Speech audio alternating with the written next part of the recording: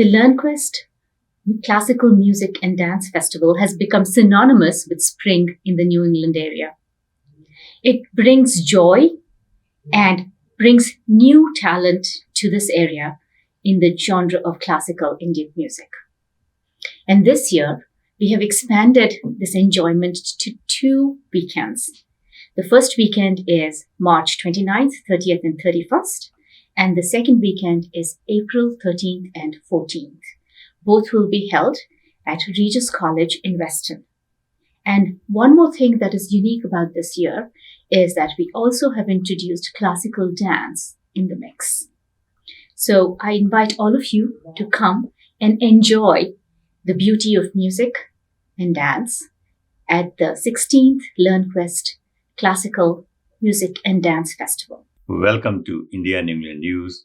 Our guest today is Bharatnatyam dancer and teacher Pallavi Nagesha.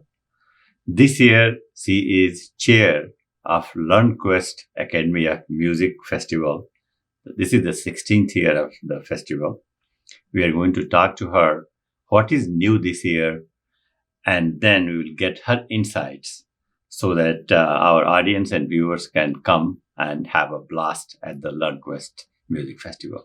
Pallavi, welcome to our studio. Thank you. This is the second time in less than a couple of months. So again, doubly welcome. Right. Thank you. Thank you. Excellent. So tell us about the festival is very soon in March. Correct. And then early April as well, right? Yes. Okay, so what are the dates? Let's talk about that first. So the first weekend is March 29th, 30th, and 31st. And the second weekend is April 13th and 14th. Okay. And that's where it's good. Talk about a little bit more detail about the venue. It's going to be at Regis College in Weston and at the KC Auditorium in there. At the Regis College in Weston. Correct. Okay. So now, what are some of the new things going to happen this year at the LearnQuest Festival? So we are taking a big leap this year, trying a bunch of new things. So first thing is, of course, the expansion to the 2 weekends. We have heard from our audience, our Rasikas, and also from the musicians who want to come and perform at this very prestigious music festival here. And we're trying to accommodate both those needs and asks. So we've expanded it to 2 weekends. That's one change that we've made. And the second change we've made is that we've also introduced classical dance. You know, there is a saying in Natya Shastra that says, Geetam, Vadyam, Nrityam, Trayam Sangeetam Uchyate, which means that Sangeetam or music is comprised of Geetam, which is vocal singing, Vadyam, which is instrumental music, and Nrityam, which is dance. So these 3 components bring music to you. So we've decided that we are also going to follow that thought. So this time you have all 3 of them. We have all 3 of them. And then the dance is the one which is new element this year. Correct. Okay. So now tell us some of the musicians who are going to play this year. So we have a lot of up and coming talent, but we also have legends. So, for example, we have T.M. Krishna from the Carnatic milieu. And he has already performed here before, right? Yes, he has performed in the Boston area before. And we also have Swapan Chaudhary, who's a legendary tabla player, who's coming. We have the Lalgudi siblings, the children of Lalgudi Jayaraman, who are going to be playing in the second weekend. And we have a lot of other interesting and gifted musicians, including our local musicians like Aparna Balaji, who's going to be singing on Saturday the 30th in the morning. Along with her, Praveen Sitaram is going to be playing the mridangam. We also have Amit Kaptekar, who's going to be accompanying several artists during the festival. And Amit is also a local. All of them are local people. So we're very excited to encourage local talent. So now, some of our viewers who may not be very familiar with the classical music, so I want you to, there's going to be Hindustani music, the Carnatic music as well. So what is the difference between these 2 genres of music? So there is no inherent difference. Both of them stem from the same lineage, right? So music comes to us from the Vedas. The Sama Veda taught us how to express ourselves musically. And, from there it evolved. And then we have texts like the Natya Shastra and the Sangeeta Ratnakara, which kind of formed a very loose guidelines around it. And so from the folk tradition, like everybody was singing, the Samagayana was happening everywhere. What we call is the Desi tradition. It evolved to the Margi, which is very, it's structured and we have rules around how to sing. The difference between North and South is less than the similarities between the North, between Carnatic and Hindustani. The first difference, of course, is geography. I've already said it. Hindustani music, is more practiced in the north of India, and Carnatic music is practiced more in the south. And also, is there any language difference? So, it's, the languages, of course, because of this geographical divide, they use the local languages because that's where all the traditions come from, right? Sanskrit is a common language between the two, but they do use the local languages traditionally, but it's evolving. Music, like everything else in life, is growing and evolving. So, for a layman question here, so can Hindustani music be sung in the, of course, that Carnatic style, or vice versa? So yes. So we have very popular musicians like Bhimsen Joshi and Ktic, Sangeeta Ktic, who are from that area, which kind of from Dharwad Hubli area, which transverses the north and south. They are all Hindustani artists, but they sing a lot of the Carnatic songs, especially all the devotional songs that come from Karnataka. They take it and then they sing it in Hindustani style. So it's an interesting story. In our house, there's always a tug of war because I'm a Bharatanatyam dancer and I am entrenched in Carnatic music. My sister is a Hindustani singer. Okay. So she and her husband are Hindustani singers. And we always have these common songs, which, we've learned in the traditions that we know. And there's always a tug of war there in our family, like which sounds better. But so now your sister is in India or here in the US? She's actually in the UK. She's in Wales. Okay. Yeah. Yeah. And how often you get together and practice together? Whenever we get together, it's like she sings and I dance. So. Okay. Excellent. Okay. Yeah. I'm going to ask you the same question. For a layman who has absolutely no idea what is Hindustani and what is Carnatic music, if I ask you to explain it in one line, can you do that? Or? So there is... apart from the geographical distinctions, Carnatic music is more structured. It has more, the melody and the rhythm have a particular structure out of which the song grows. And there is very little deviation from that structure. Whereas Hindustani music, there is more free-flowing music. There is a very loose guideline around the melody and the rhythm, but then people can move around in a lot of ways. So it lends itself very well for extempore singing. Okay. So now let's come back to the new element which has been added, the dance one. So who are some of the dancers and how that is going to happen? Yeah. So we have two dancers, kind of keeping with our Hindustani Carnatic divide. We have Bharatanatyam from a renowned dancer from India, Padmini Ravi. She actually happens to be my guru. Okay. So, and we also have Ktic, which is from Hindustani tradition. Yeah. And we have a senior student of Pandit Chitresh Das from California. Who passed away many years ago. Correct. But, and he was a real pioneer of Ktic dance here in the US. Yes.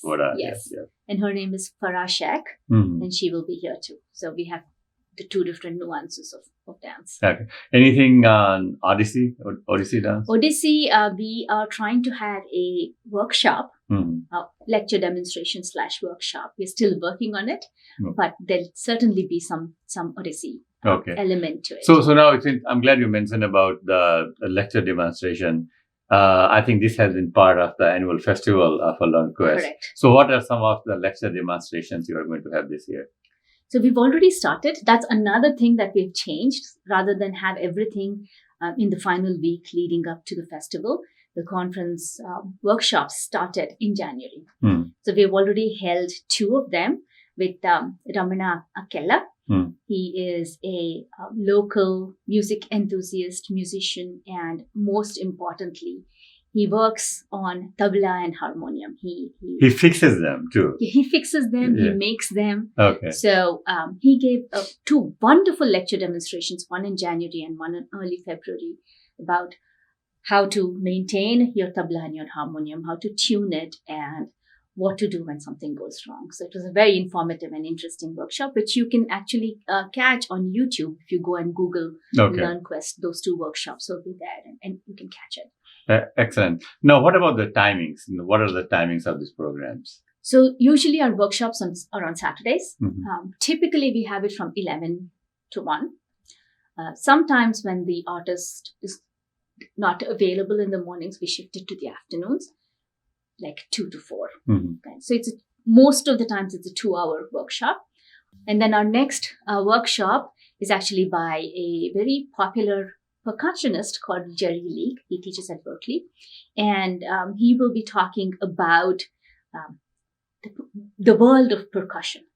And that is on the 24th of February.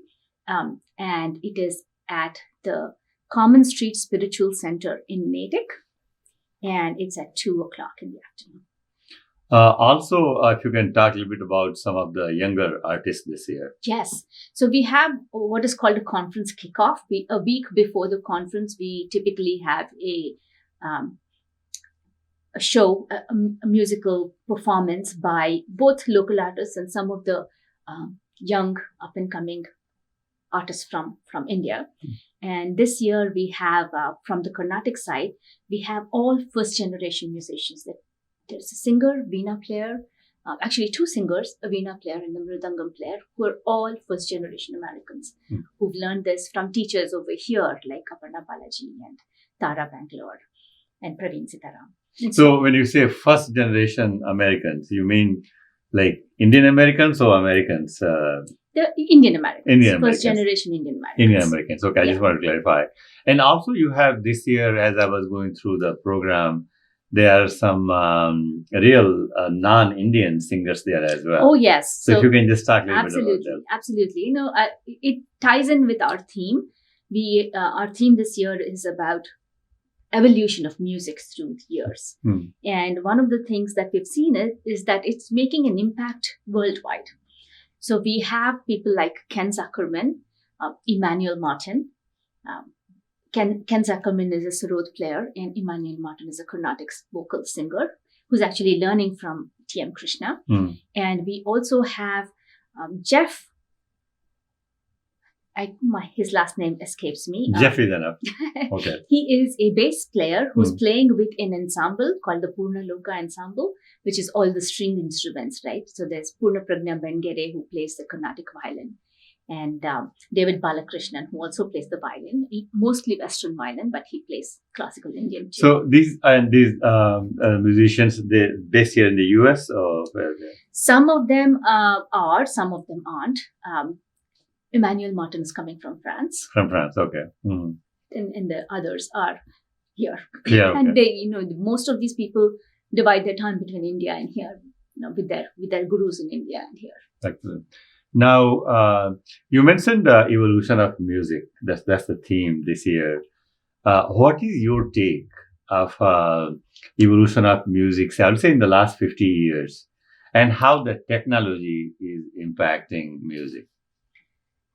So, music has this wonderful quality of adapting. As times change, it adapts to the new themes that come up, new ideas, and just the new environment. And it is able to transcend that time and space. And we are kind of tracing that and looking at lineages. And our magazine will have a lot of articles about this. So I encourage everybody to read our magazine. But for the past 50 years, as you asked, there has been a definitive shift to hold the traditional very strong and yet innovate over that. So people are doing fantastic things with music. I'm not even talking about technology yet, right? If you look at artists like T.M. Krishna, he has really pioneered this crossing of boundary in such a big way. He sings about the environment. It's, traditionally classical music had one or two themes. The big main theme was about God, right? So this T.M. Krishna has come around. He sings about the environment, and he has kind of left behind this idea that Carnatic music is confined to the Hindu Brahmin society, and he's gone beyond that. He sings music about other castes in India and other religions. He has songs about Christ. He has songs about Allah. So we're seeing a lot of this, a lot of shifts into how people are thinking and how they are expressing those thoughts through music. Now let's talk about technology as well. How it is. Actually, it's just a coincidence. It was last night I was talking to somebody about music, and he said that with AI and technology and all, sometimes it may be that they'll be able to create even better music than people are doing that. So, what is your take on that? So, music is not just about sound. So, a lot goes into what is expressed and what is experienced by the audience. I think you make a great point. I totally agree. I understand that. Yeah, sure. Any machine can reproduce the sound, but it cannot reproduce the emotions and the feelings of either the singer or reflect those feelings and emotions in the listener. So we really need a physical person to be able to convey those. Right? If they're singing, say, Rag Bhairavi, what is the mood of Rag Bhairavi? And what is the singer feeling? And how are they connecting those two? Right? Typically, Rag Bhairavi is sung at the end of a performance because it kind of ties everything in, it brings everything down, all the energy that was built up, it settles it, and it gives us a sense of peace. And how would you ask a machine to do that? Right? When the singer and he or she is on stage and they start to sing Rag Bhairavi, you can physically see them settling down. And that's a cue for us as listeners to say, okay, things are calming down. It's ending. Raat ho gayi hai, abhi, ghar jana hai. Right, that kind of a thing. So machines cannot take that over. However, what technology has aided us is making music available worldwide. Yeah, that's absolutely true. Sure, yeah. And making it quick, right? Especially during the pandemic, so many people relied on online ways of transmitting their art. And it's great. It's great. We get to hear so many people so easily. And also the collaboration. It has made so easy that you be sitting here in the US, you can have collaboration with any artist, musician you can think of. Correct. So the exposure of music has become a global phenomenon. Correct. And a lot of interest in classical music has risen because of the accessibility of it. It's no longer music of the few. It is slowly becoming music of the masses. Excellent. Now, before I let you go, what about tickets and all? If somebody wants to attend, they have to buy a ticket. So what type of tickets you have this year? So we have, as always, we have season passes, which will allow you to come for all 5 days. And we have 2 weeks. 2 weeks. Yeah, yes, sure. Yes. Our workshops are free for everyone, so we don't charge for those. But, or you can buy the first weekend season pass and the second weekend season pass. That's also there. And you can buy day passes. And everything is available at Everything is available at www.learnquest.org. Excellent. Pallavi, thank you so much for your time. Absolutely. And all the best with the event. I'm sure we'll see you there. Absolutely. And thank you for having me. Excellent. And please encourage all your audience to attend this absolutely wonderful festival and share the joy with us. Excellent. Thank you so much.